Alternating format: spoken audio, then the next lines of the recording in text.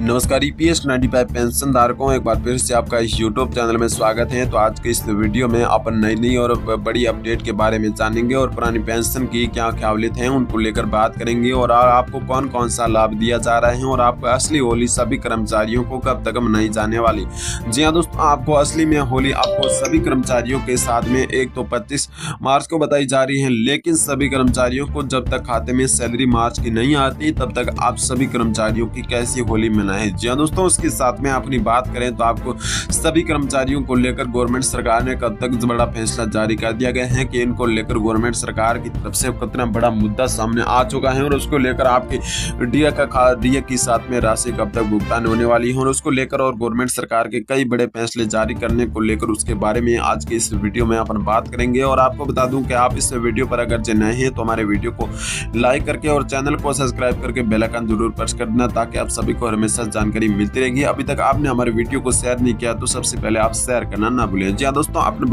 मैं आपको बता दूं कि डीए की राशि का कब तक भुगतान होने वाला है और उसके साथ साथ में आपको पेंशन की योजना, पुरानी पेंशन की योजना में और क्या क्या ख्यालियत रखी गई है और उसके लेकर गवर्नमेंट सरकार की तरफ से कौन कौन सा बड़ा मुद्दा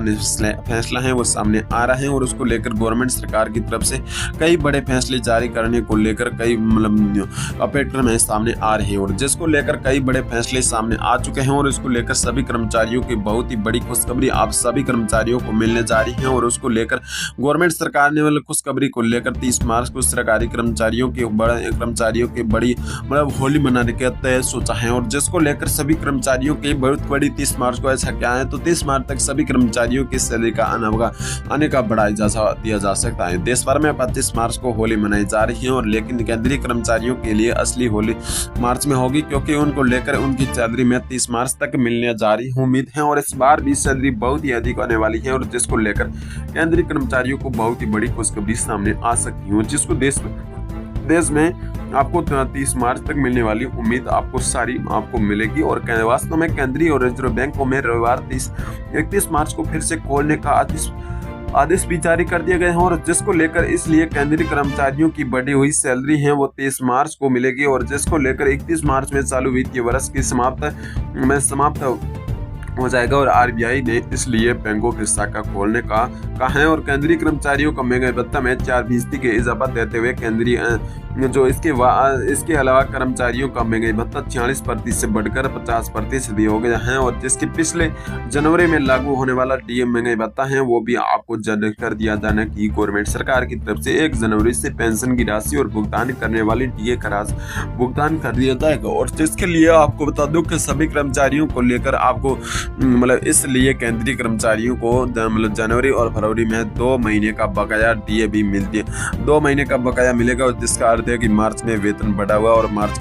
का भत्ता में अलावा 2 महीने की छुट्टी भी मिलेगी। जी हाँ दोस्तों, लेकर गवर्नमेंट सरकार की तरफ से केंद्र सरकार ने कर्मचारियों के लिए 50% भत्ता देने में और हाउस रेंट अलाउंस भी बढ़ गए हैं और केंद्रीय कर्मचारियों को 30% तक महंगाई राहत दी जाएगी जो शहर की श्रेणी पर निर्भर करता है। वो केंद्रीय कर्मचारियों की मार्च की सैलरी में अतिरिक्त भत्ते भी सम्मिलित कर सकेगा और केंद्रीय कर्मचारियों के लिए बाल शिक्षण देखभाल और बाल शिक्षा भत्ता और छात्रावास सब्सिडी और स्थानांतरण पर यह भत्ता यात्रा भत्ता और ड्रेस भत्ता और ग्रेजुएटी सीमा आपको माइलेज भत्ता और 50% डीए में बढ़ कर दिया जाएगा और ये सभी सुविधाएं हालांकि दावे पर उपलब्ध करवा जा सकती हैं और किराया भत्ता है वो भी बढ़ कर दिया जाएगा। और सभी कर्मचारियों को लेकर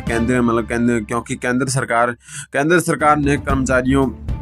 कर्मचारियों का महंगाई भत्ता है वो 50% भी करने की मंजूरी भी मिल चुकी है और जिसको लेकर 50% तक पहुंच गए हैं और देश की सरकार में केंद्र सरकार के कर्मचारियों को शहर की श्रेणी के आधार पर आपको दिया जाएगा और 30% तक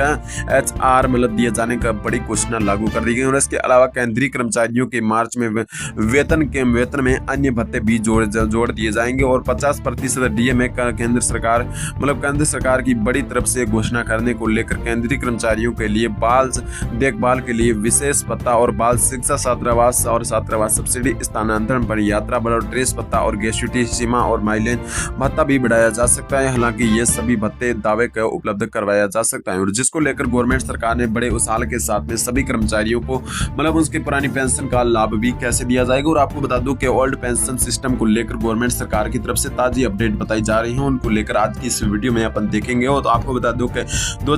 26,000 से अधिक कर्मचारियों को मिलेगा पुरानी पेंशन का लाभ। उसको लेकर गवर्नमेंट सरकार ने क्या बड़ी स्कीमें चालू कर दी गई है। और जिसको लेकर अगर जी बात करें तो ओल्ड पेंशन स्कीम को लेकर बेहद अहम जानकारी आपको बताने वाले हैं। और आपको बता दूं कि मीडिया रिपोर्ट्स के अनुसार में इस खबर को प्रकाशित किया जा रहा है, और आज हम इस जानकारी को ओल्ड पेंशन सिस्टम को लागू करने वाली कितनी बड़ी जानकारी है उनके बारे में जानेंगे। जी हाँ दोस्तों, ताकि कर्मचारी लाभान्वित हो सके। और वर्तमान में कई नागरिक पुरानी और पेंशन की योजना पुरानी पेंशन की योजना के तहत में पेंशन पा रहे हैं, और उनको लेकर और कई नई पेंशन योजना के तहत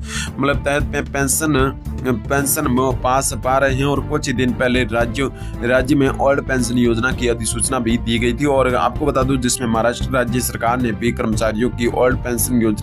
योजना का लाभ है वो देने को लेकर गवर्नमेंट सरकार की तरफ से बड़ा इजाफा देते हुए घोषणा की है। और आइए हम ओल्ड पेंशन सिस्टम के बारे में पूरी जानकारी लें। तो आपको पुरानी पेंशन की योजना कर्मचारियों को लंबे समय से ओल्ड पेंशन की मांग को लेकर, क्योंकि ओल्ड पेंशन को सिस्टम को लेकर नई पेंशन की तुलना में अधिक लाभ दिया जा सकता है। जी हाँ दोस्तों, कर्मचारियों की मांग के अनुसार में मिलता है। और तो कर्मचारियों की मांग के अनुसार में महाराष्ट्र राज्य सरकार ने ओल्ड पेंशन की योजना देने का प्रस्ताव की मंजूरी भी दी गई है। और लेकिन कुछ कर्मचारियों को इसका लाभ है वो मिलेगा, और वास्तव में कुछ कर्मचारियों को ओल्ड पेंशन का योजना का लाभ मिलने वाला है, न कि सभी कर्मचारियों को। जी हाँ दोस्तों, ओल्ड पेंशन के सिस्टम को लागू करने को लेकर आपको बता दूं कि स्कीम के प्रस्ताव को मंजूरी मिलने से महाराष्ट्र राज्य में 26,000 से अधिक कर्मचारियों को लाभ दिया जाएगा। और आपको बता दूं कि ये कर्मचारी नवंबर 2005 से पहले चयनित हुए हैं, और लेकिन बाद भी ज्वाइनिंग लेटर प्राप्त किए हैं। और 2005 में ओपीएस खत्म होने के बाद में सभी कर्मचारियों को नई पेंशन का लाभ मिलता है। और जिसको लेकर कर्मचारियों के महत्वपूर्ण कार्य ये है कि राज्य कैबिनेट में